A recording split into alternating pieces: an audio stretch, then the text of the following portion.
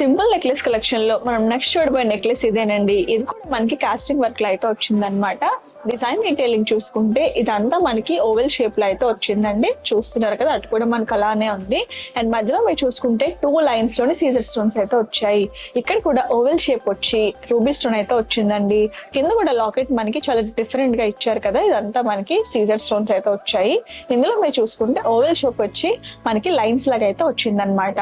దీని వెయిట్ వచ్చేసి 15 గ్రామ్స్.